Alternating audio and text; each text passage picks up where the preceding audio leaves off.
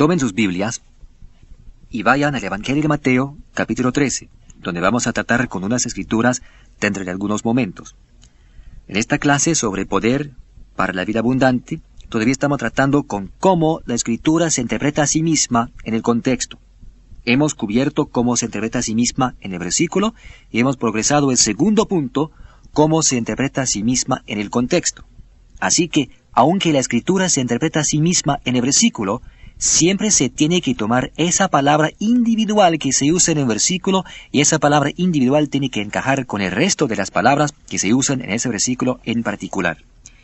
Y aunque la palabra se interpreta a sí misma ahí mismo donde está escrita, en el versículo, tenemos que recordar que el versículo aún tiene que estar relacionado con el contexto. Nunca se toma independientemente del contexto. Aquí en Mateo capítulo 13, tenemos una historia muy maravillosa que ilustra estas grandes verdades acerca de cómo la escritura se interpreta a sí misma en el contexto. Empezamos con el versículo 24 de este capítulo 13 de Mateo. ¿Están todos allí? Mateo 13, 24.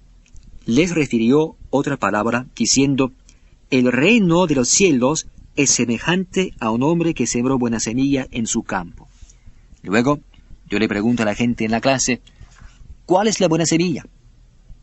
Por ejemplo, yo pregunto, Juan Brinquito, ¿qué piensas tú, Juan, que es la buena semilla? Y Juan Brinquito da un brinco y dice, yo creo que la semilla es la palabra de Dios. Y yo digo, maravilloso, maravilloso. Luego pregunto, María, y esta es María Mágica, por supuesto. María, ¿qué piensas tú que es la buena semilla? Y María dice, bueno, yo pienso que es maravilloso que Juanito crea que es la palabra de Dios, pero yo creo que es Cristo. Fantástico, digo. Y luego pregunto, Enrique, este es Enrique Boloco. Enrique, ¿qué piensas tú que es? Y él dice, bueno, yo pienso que la buena semilla representa las buenas obras del hombre. ¡Magnífico!, digo. Y luego salto y grito. ¿Y saben por qué? Entendiendo primero esto, que ninguna profecía de la Escritura es de interpretación privada. Juanito dijo que pensaba que era la palabra de Dios. María dijo que ella pensaba que era Cristo. Y Enrique dijo que pensaba que eran las buenas obras del hombre. Ahora tienen tres grupos religiosos con diferentes doctrinas. Así de rápido. ¿Por qué? Porque todos adivinaron. Todos dijeron, eso es lo que yo pienso.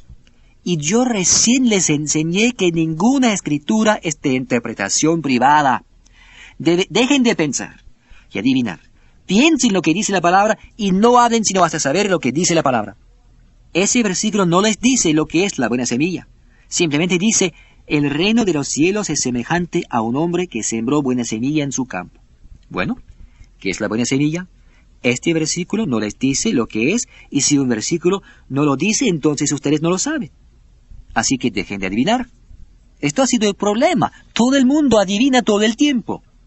Yo creo que significa esto. Yo pienso que significa aquello. No, nunca. Porque la palabra quiere decir lo que dice y dice lo que quiere decir y se interpreta a sí misma en el versículo o en el contexto. Escuchen de nuevo.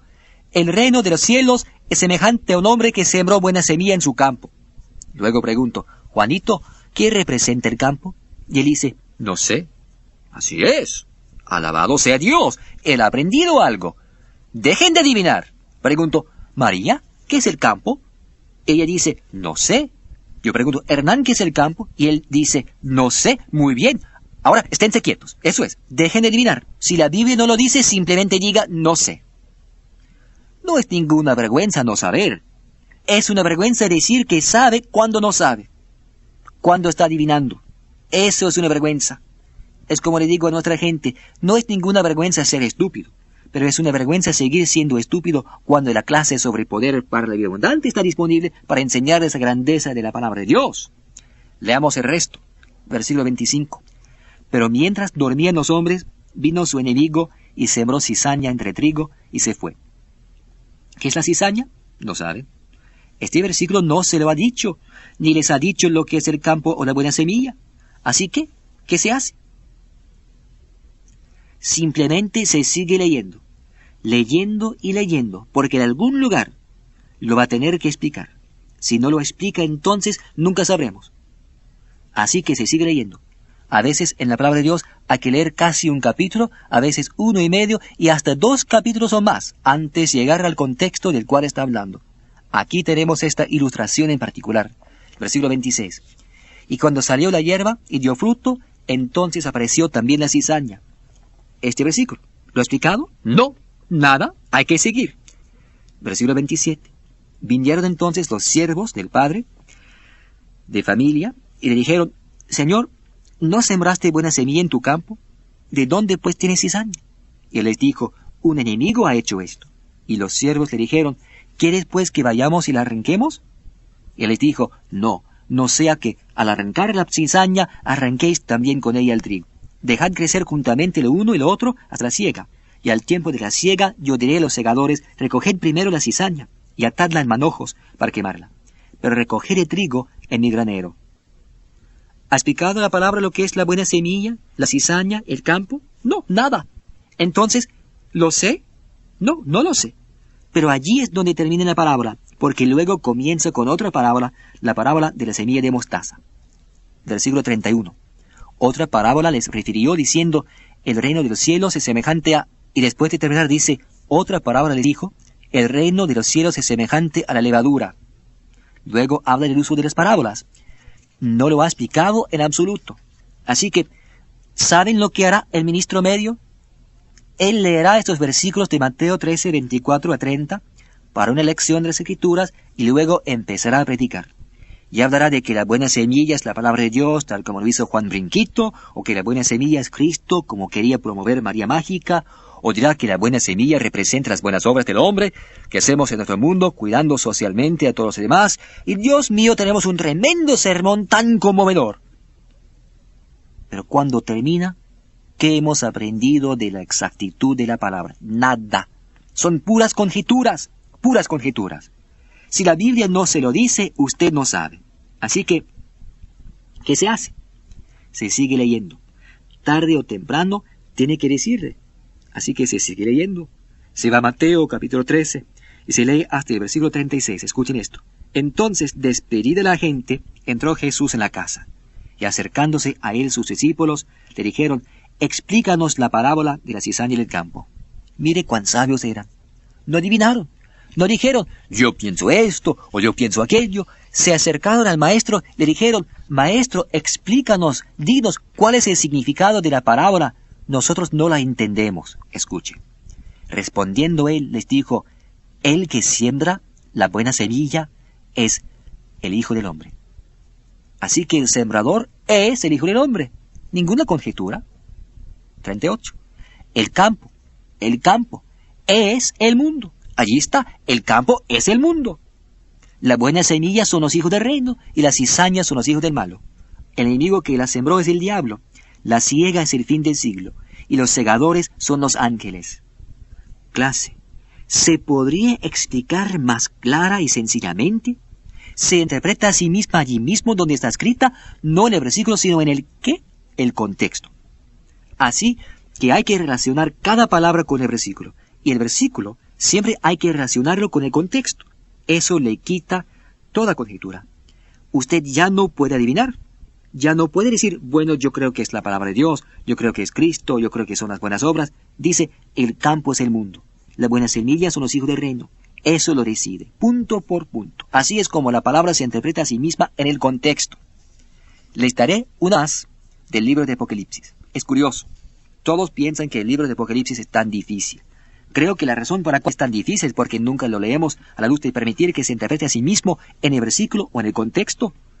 Y cosas escritas aquí que son simbólicas las toman literalmente, y cosas que son literales las hacen simbólicas. Es por eso que nunca lo he oído, porque no hemos aceptado que la palabra quiere decir lo que dice y dice lo que quiere decir, y que Dios tiene propósito para todo lo que dice, dónde lo dice, por qué lo dice, cómo lo dice, a quién se lo dice, cuándo lo dice.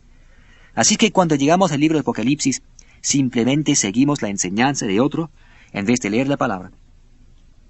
Por supuesto, este gran doctor fulano de tal comentó todo el libro de Apocalipsis, y durante los últimos 100 años todo el mundo ha estado repitiendo lo que él comentó en vez de leer lo que la palabra dice. Miren el capítulo 1, el del libro de Apocalipsis, el versículo 12. Y me volví para ver la voz que hablaba conmigo. Vi 7 candeleros de oro. Ahora, ¿Les dice este versículo lo que son los 7 candeleros de oro? No, solo dice, vi 7 candeleros de oro. Así que ahora pueden empezar a adivinar. ¿Qué son los 7 candeleros de oro? Bueno, ¿qué significado quiere darles a usted? Si usted les da un significado, entonces otra persona legalmente tiene el derecho de darles otro significado y luego una tercera persona también. Por eso tienen todas estas opiniones divergentes acerca de la Biblia, porque todos dicen lo que ellos piensan en vez de permitir que la palabra declare lo que dice. ¿Y lo que quiere decir? Antes de llegar a la interpretación de esto, miren en el versículo 16 de este primer capítulo del libro de Apocalipsis. Tenía en su diestra 7 estrellas. De su boca salía una espada aguda de 2 filos, y su rostro era como el sol cuando resplandece en su fuerza. Tenía en su diestra 7 estrellas. En el versículo 12 habló de los 7 candeleros de oro, aquí de las 7 estrellas. ¿Qué son las 7 estrellas? Este versículo no lo dice, no se lo dice. Pues, ¿qué se hace? Se sigue leyendo para encontrar el contexto. ¿Cuál es la historia completa? Porque tarde o temprano tiene que explicarlo, y siempre lo hace. Escuchen el versículo 20. El misterio secreto, aquí está. De las 7 estrellas que has visto a mi diestra, y de los 7 candeleros de oro, las 7 estrellas son los ángeles de las 7 iglesias. Las 7 estrellas son los ángeles. Esta es una mala traducción. Ángeles es la palabra griega ángelos, y la palabra ángelos se traduce ángel o mensajero. Y aquí se debería haber traducido mensajero, y en varias otras versiones se traduce así. Las 7 estrellas son los mensajeros de las 7 iglesias. Y los 7 candeleros que has visto son las 7 iglesias. Ahí está. ¿Es difícil eso? No. Tan sencillo como beber un vaso de agua, porque le dice a usted exactamente lo que es. Eso le quita toda la conjetura, le quita toda la interpretación privada, porque quiere decir lo que dice y dice lo que quiere decir. Esto es magnífico. Y es así como la Escritura siempre se interpreta a sí misma en el versículo. Pero siempre hay que relacionar el versículo con el contexto. Luego se interpreta no solamente en el versículo, sino también en el contexto. Si no se interpreta a sí misma en el versículo o en el contexto, entonces la Escritura se interpretará donde ha sido usada anteriormente. Si les digo hoy día que esto que tengo aquí en mi mano es un bolígrafo, ¿qué será mañana? ¿Un automóvil? ¡No! ¿Un palillo de dientes? ¡No! Aún será un bolígrafo. ¿Por qué? Porque hoy día es un bolígrafo, y si yo le digo hoy día que es un bolígrafo, no necesito repetir mañana. Aún será un bolígrafo. La palabra de Dios es así. Si no se interpreta a sí misma en el versículo o en el contexto, la cosa que hay que hacer es volver en la Biblia a su primer uso. Y allí en su primer uso generalmente se explica completamente. Y eso entonces regirá por toda la Biblia, comenzando con el primer uso, y nunca cambiará. Si lo cambia, lo explicará. Así de exactamente se interpreta la palabra de Dios, no solo en el versículo o en el contexto, sino cómo se ha usado anteriormente. Para enseñarles esta gran verdad y mostrarles cómo la palabra se interpreta a sí misma, donde ha sido usada anteriormente, vayamos a 2 Corintios capítulo 12. Hechos, Romanos, Corintios. Y aquí en 2 Corintios capítulo 12 vamos a estar tratando con el aguijón en la carne de Pablo. El aguijón en la carne de Pablo ha sido una espina clavada para muchas personas, más de lo que ustedes se pudieran imaginar. En nuestro ministerio tenemos una colección de diferentes cosas que ministros y curas y teólogos han escrito durante los años diciéndonos lo que fue este aguijón en la carne. Y hemos concluido que los hombres que escribieron estas diferentes opiniones, y debe haber en total unas 14 o 17 opiniones diferentes cosas que dicen que fue el aguijón en la carne de Pablo, hemos concluido que para esos hombres, el aguijón en la carne de Pablo generalmente era la enfermedad que ellos tenían. En otras palabras, si el ministro que estaba hablando de esto tenía úlceras, entonces para él el aguijón en la carne de Pablo era úlceras. Si tenía problemas con el oído, entonces el aguijón en la carne de Pablo era un problema de oído. Si tenía un problema en el pie, entonces el aguijón en la carne de Pablo era un problema en el pie. Si tenía problemas con los ojos, entonces el aguijón en la carne de Pablo era un problema de los ojos. Y por supuesto van a la Biblia y se encuentran con un versículo donde dice que la gente quería tanto al apóstol Pablo que dijeron: Señor, con su permiso, con mucho gusto nos sacaríamos nuestros propios ojos y se los daríamos a usted. Pero el ejemplo clásico que el doctor Weevil presenció fue en una reunión de muchos ministros. Y uno de los líderes destacados de una de las principales iglesias estaba hablando. También era el editor de una revista maravillosa, y él habló del aguijón en la carne de Pablo. ¿Saben lo que él dijo que era el aguijón en la carne de Pablo? Él dijo que Pablo tenía una debilidad física relacionada con las mujeres, que Pablo era un pervertido sexual. Este era el aguijón en la carne del apóstol Pablo. ¿Qué cosa? ¿Qué cosa?